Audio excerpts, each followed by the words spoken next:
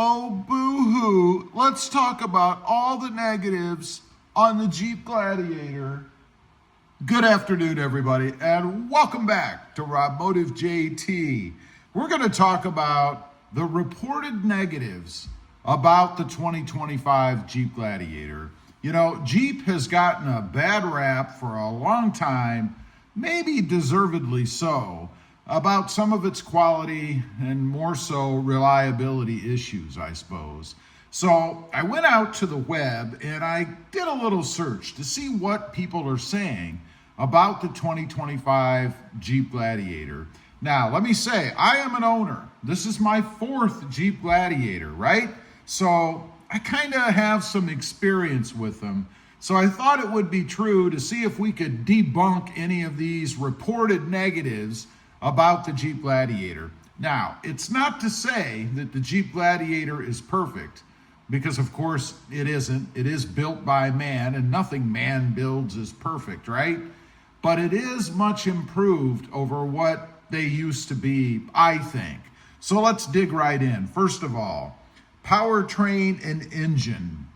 Transmission. Owners have reported a range of transmission problems, including rough or jerky shifting, particularly at high throttle, and a hard locking torque converter. Some owners also noted that the transmission behavior seems to change depending on the octane of fuel used. Well, let's start right there. First of all, on the octane of fuel used. The old argument, I suppose, premium versus regular, higher octane versus lower.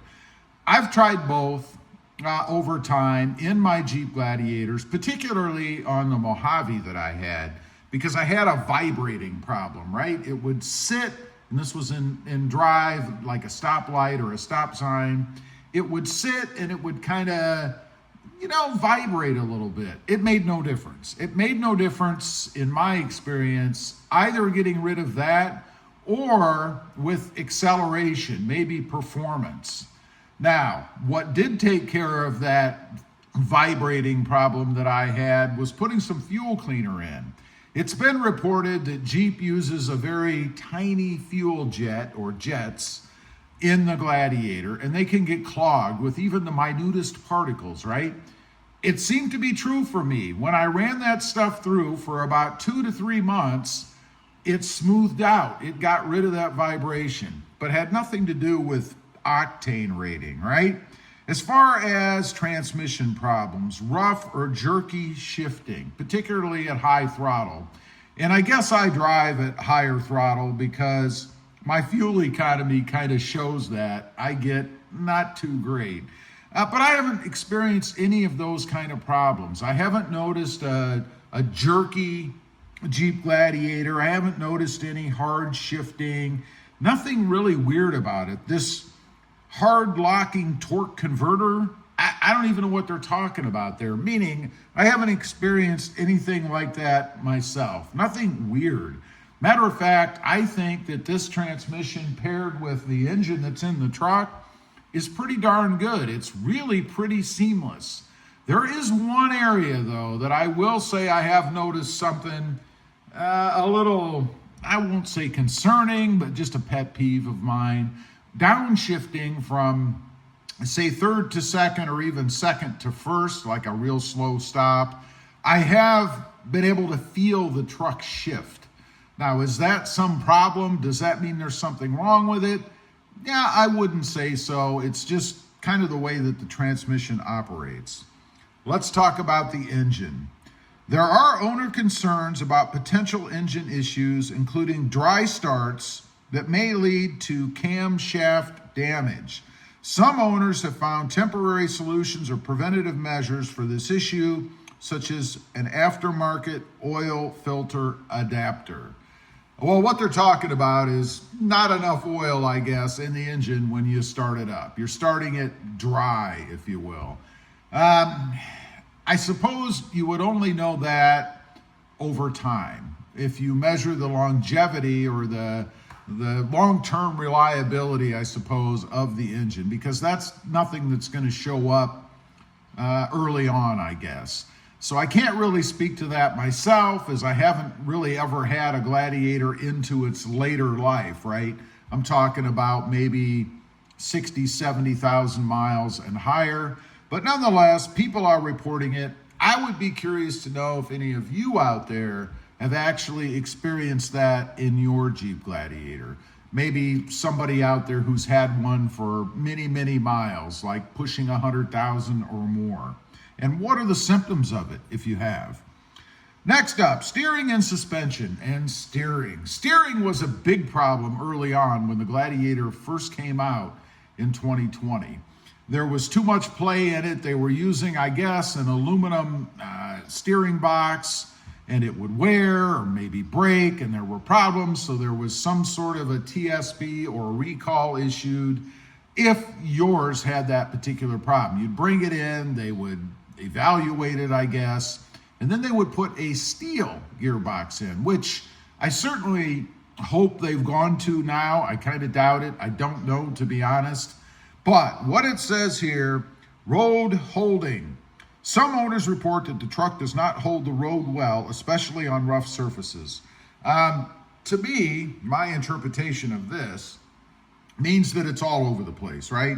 Now, this has been inherent to Jeeps for a long time, particularly the two-door Wranglers. You know, every road has a cup in it, right? And that's to get water away from the tires so that you don't hydroplane.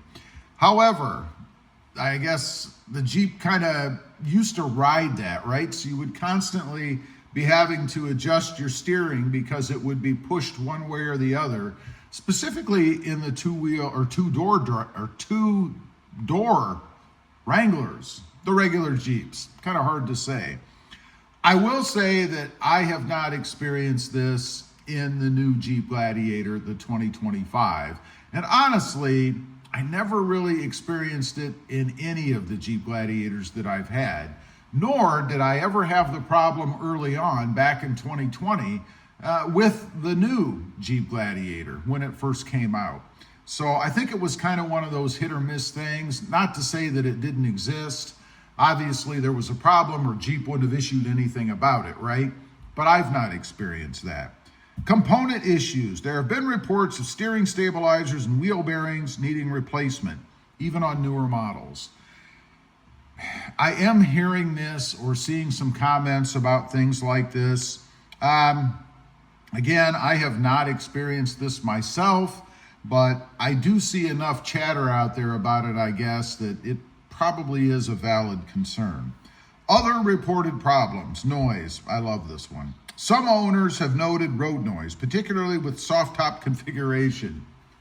What?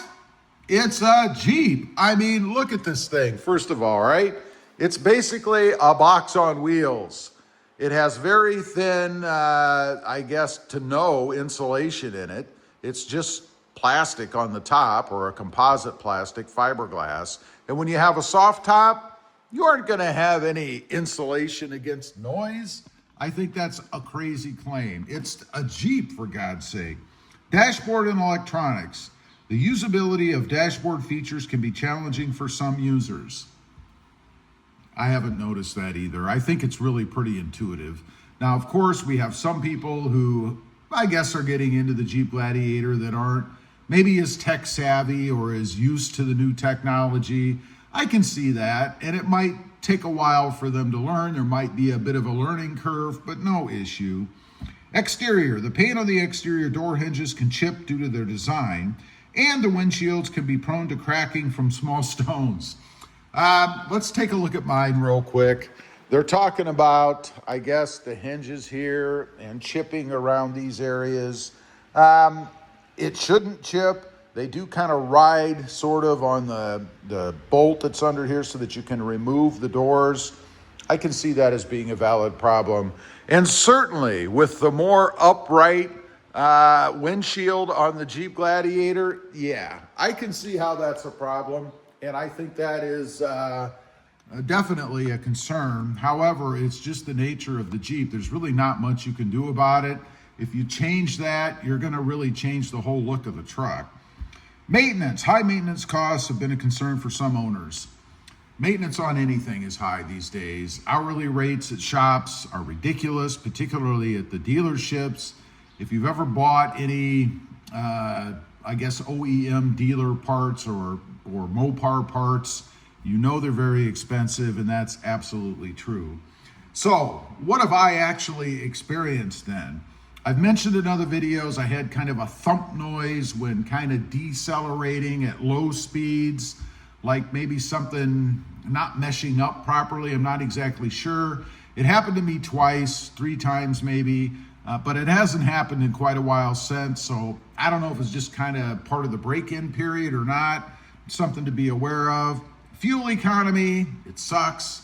I'm getting like 14 point some miles per gallon. I mean, it's absolutely horrid. I would say if the Gladiator was my daily driver and I drove a lot of miles in it every week or maybe back and forth to a brick and mortar job, it would be a problem. For me, not so much, but nonetheless, it does kind of suck to see that low number when you look at fuel economy. Lastly, and I've mentioned this before, so I'm not going to go deep into it, but the 20-inch wheels that for some reason they're putting on the Gladiator now, at least this version, as a stock option, absolutely ridiculous. Why in the hell do we have 20-inch wheels and tires on a Jeep? Makes no sense to me. Anyway, those are just a few, I think the highlights of the owner-reported problems or negatives with the 2025 Jeep Gladiator. Leave a comment. Let me know if you've experienced any of these, not just on the 2025, but any Jeep Gladiator. I'd just be curious to know. Thanks for watching. Stay safe out there. Bye.